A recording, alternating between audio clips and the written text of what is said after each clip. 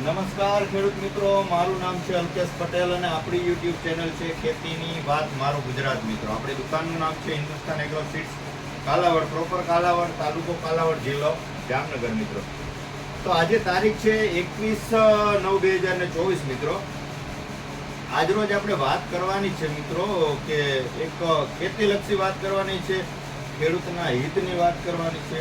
આજે હું તમને જે વિડીયોમાં માહિતી આપી રહ્યો છું, એક દુકાનદાર તરીકે, એક વેપારી તરીકે નહીં, પણ એક ખેડૂત પુત્ર તરીકે આજે મારે તમને માહિતી આપવાની છે.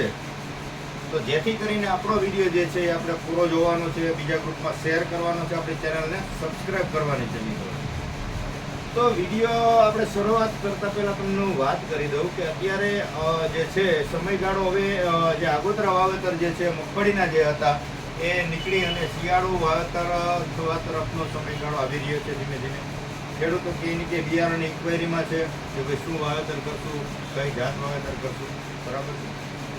તો મિત્રો તમને આજે એક વિડીયો મારફતે મારે તમને એક ભલામણ કરવી છે, એક તમને ચેતવણી કહું, ભલામણ કહું, એક રિક્વેસ્ટ કહું, તો તમે જે સમજો એ મિત્રો, પણ એક તમને માહિતી આપવાની છે ચોક્કસથી મિત્રો કે આપણે કઈ પ્રકારના બિયારણનું વાવેતર કરશો, કેવી રીતની કરશો. અત્યારે આમ જોવા જઈએ તો સોશિયલ મીડિયાનો એક ક્રેઝ ચાલી રહ્યો છે.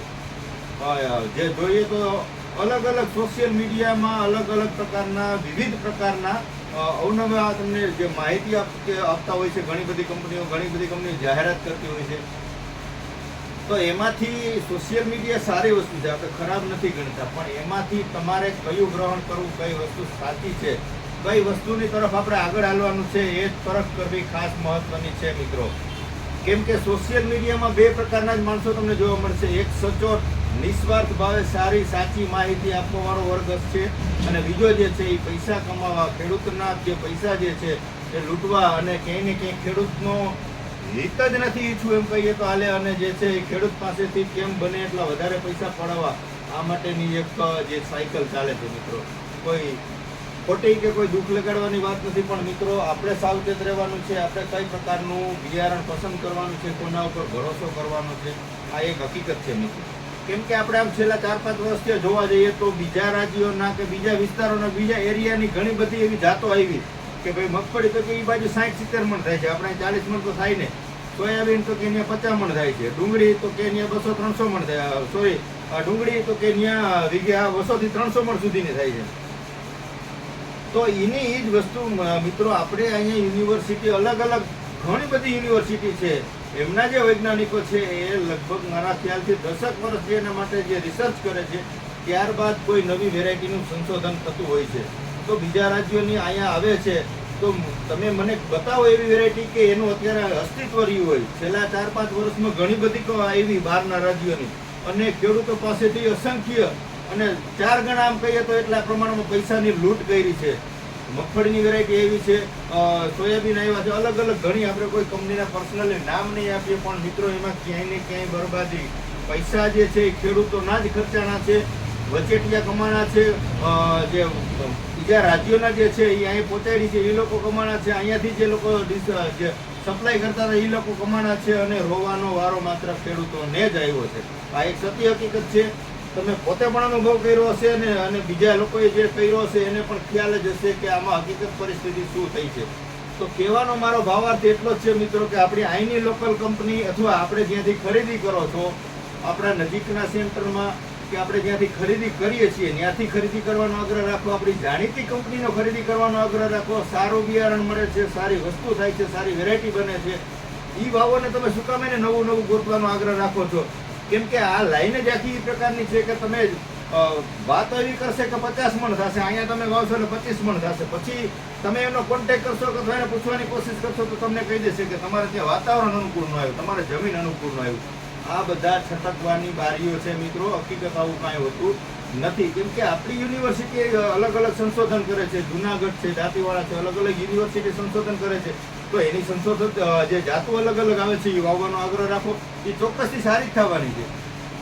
એટલે મારે તમને કહેવાનો મતલબ એટલો જ છે કે સોશિયલ મીડિયામાંથી કઈ પ્રકારની તમારે વસ્તુનો આગ્રહ રાખવાનો છે, કઈ વસ્તુનું તમારે એમાંથી લેવાનું છે ઉપયોગમાં, એ ખાસ જોવાનું છે.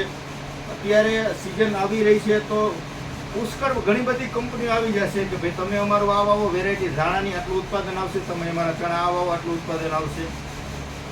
તો આપણે નક્કી કરવાનું છે કે આપણે આપણા એરિયામાં કઈ જાત સારી થાય છે, કઈ કંપનીનું સારું થાય છે. આપણે એ લોકલ ગુજરાતની અંદર કેટલી બધી કંપનીઓ છે કે જે સારી ક્વોલિટીના ગુણવત્તાવાળા બિયારણ જ આપે છે. તો આપણે આપણા પૈસા વેડફવા માટે અને વર્ષ જે છે એ એમને જતું રહીએ, ઉત્પાદન ન મળે ને ખોટા ક્યાંય ને ક્યાંય ખર્ચામાં આગળ વધી જાય ખેડૂત મિત્રો, તો એવો આગ્રહ રાખવો આપણે ક્યાંય જરૂરી મને લાગતો નથી. એટલે મારી બે હાથ જોડીને રિક્વેસ્ટ છે મિત્રો કે આપણા નજીકમાં મળતું હોય એ વાપરજો. આપણે 5 વર્ષથી 10 વર્ષથી અનુભવેલી કંપની જે છે, કેમ કે 8 થી 10 કંપની એવી જે છે કે સારી જ ક્વોલિટીના બિયારણ વેચે છે, સારી જ વસ્તુ ખેડૂતોને આપે છે. તો એવો જ લઈને આગ્રહ રાખો. બીજા રાજ્યો અહીંયા આવીને વેચી જાય. ઘણી વખત કેવું થતું હોય છે કે કપાસની તમે એક વાત લઈ લો તો બહારના જે લોકો આવે છે હવે આ દુકાનદાર પાસે નથી આવતા, ડાયરેક્ટ ગામડે ખેડૂત ગોતી દે, એમને કહી દે ભાઈ તમારું એક પેકેટ 100 રૂપિયા કમિશન. તો એ ખેડૂત એટલી મહેનત કરે છે એના સગાવાલામાં કે એના ગ્રામજનોમાં કે એના ગ્રુપ સર્કલમાં કે તમે 5 પેકેટ વાવવા, વેરાયટી બહુ સારી છે, મેં આમ જોઈતી. મુદ્દો એનો 100 રૂપિયા કમિશનનો છે. તો ખેડૂત મિત્રો પણ ખેડૂતના દુશ્મન બની રહ્યા છે. અને જે બહારના જે કમાવાવાળા લે ભાગુ કંપનીઓ જે છે એ ડાયરેક્ટ ખેડૂતોનો સંપર્ક સાધે છે. એટલે ખેડૂતો ક્યાંય ને ક્યાંય કમિશનની લાલચમાં બીજા ખેડૂતોને બરબાદ કરી રહ્યા છે. આ એક સત્ય હકીકત છે મિત્રો, મારો અનુભવ કરેલો છે. આમાં કોઈ દુઃખ લગાડતા નહીં, પણ જે છે હું આ સાચી વાત કહેવા જઈ રહ્યો છું. તો આવું કરવાનું બંધ કરી દેજો, કેમ કે ખેડૂત જ ખેડૂતનો દુશ્મન થશે તો આપણો દેશ ક્યાંય ને ક્યાંય, આપણા દેશનો ખેડૂત જે છે આર્થિક રીતે કાયમી ધોરણે નીચો દેવામાં ડૂબતો જશે. કોઈથી સદર થવાના ચાન્સીસ રહેતા નથી. કેમ કે ખેડૂત જ એક એવો છે મિત્રો કે વિશ્વાસ ઉપર ચાલે છે. બાકી તમે જોઈ લો કોઈ પણ ઉદ્યોગ હોય કે કોઈ પણ મોટી મોટી કંપનીઓ હોય એમાં વિશ્વાસ નામની કોઈ ચીજ નથી. પૈસા દીધા કામ થાય, પૈસા નથી તો કાંઈ કામ નથી. એક ખેડૂત જ એવી વસ્તુ છે મિત્રો કે જે ભરોસાથી કામ કરે છે. આજ મેં તમને આપી કહી દીધું કે તમે આ વસ્તુ કરો તો તમને મારી ઉપર ભરોસો આવી જશે, તમે વાપરશો. પણ મારે તમને કેવું પીરસવું, કેવું મારે તમને આપવું એ મારે જોવાનું છે. મારા સ્વાર્થ માટે હું કરું છું કે હું ખેડૂતના હિત માટે કરું છું એ નક્કી તમારે કરવાનું છે. એટલે સોશિયલ મીડિયાથી સારી વસ્તુ પણ મળે છે ને ખરાબ પણ મળે છે. તો ખેડૂત મિત્રોને મારે એટલું નિવેદન છે મિત્રો કે તમે ઓનલાઈન જે છે એ તમે જે આગ્રહ રાખો છે બિલકુલ ઓછો કરી નાખો. આપણી સ્થાનિક કંપનીઓ છે, આપણા સ્થાનિક દુકાનદારો છે, એની પાસેથી સારી વસ્તુ, સારી ગુણવત્તાની ખરીદી કરવાનું રાખો. કેમ કે તમારે કઈ પ્રશ્ન આવ્યો તો એ ખેડૂતની વાડીએ જશે.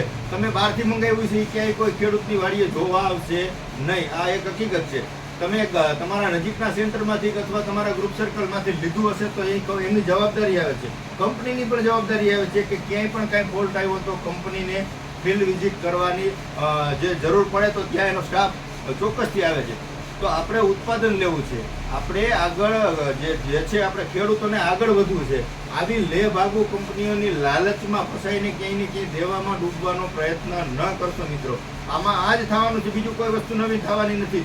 કેમ કે યુનિવર્સિટી આપણે ઓલરેડી છે જ બધે, અને સારામાં સારી યુનિવર્સિટી છે, સંશોધન કરે છે અવનવી વેરાયટીની.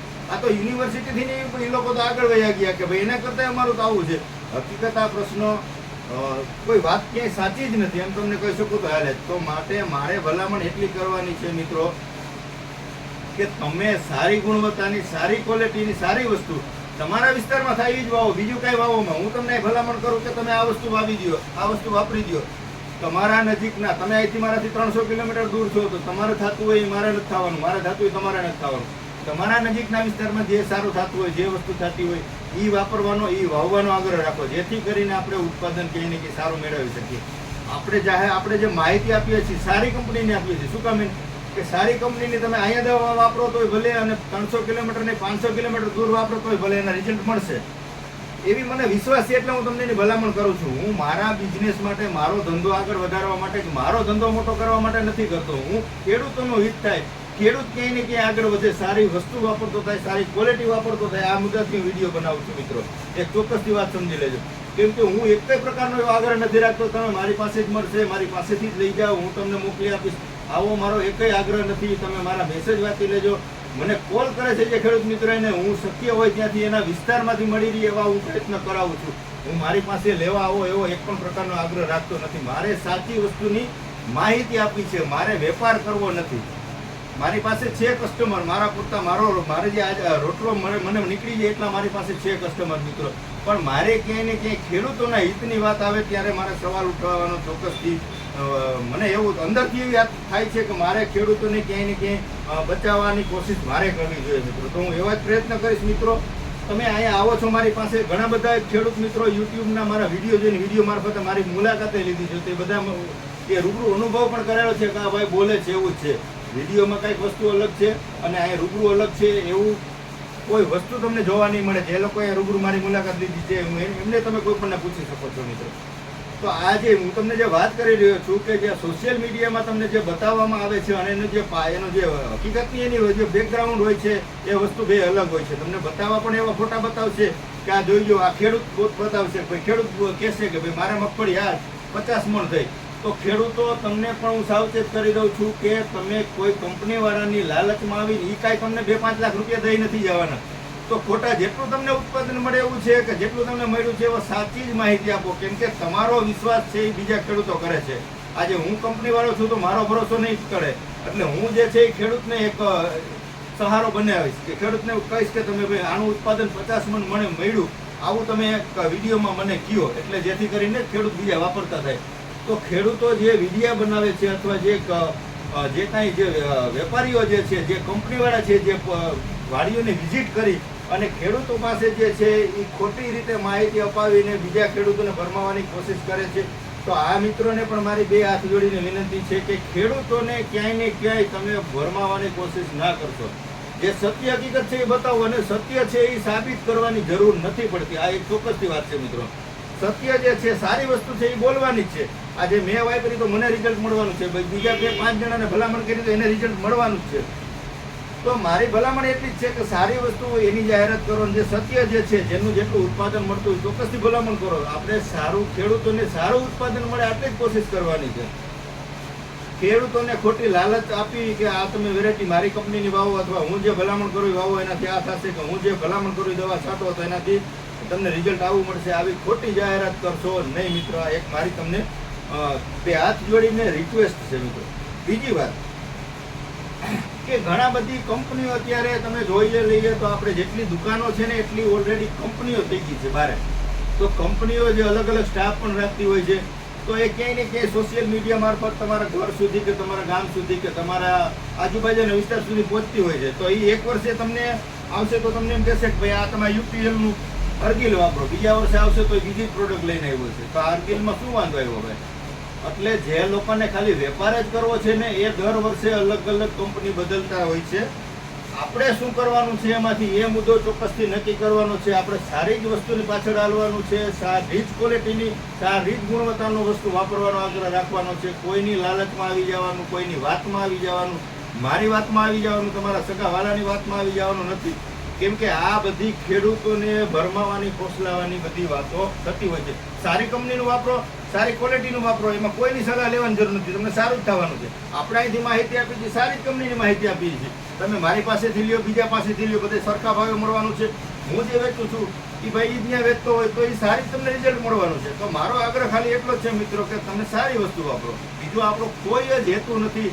ખેડૂતોને ઉત્પાદન આવવું જોઈએ, આ આપણો મુદ્દો અગત્યનો છે. તો ઉત્પાદન લાવવા માટે સારી બિયારણ હશે, સારી દવા હશે તો ઉત્પાદન આવવાનું જ છે. બીજી ક્યાં કોઈ વાત છે?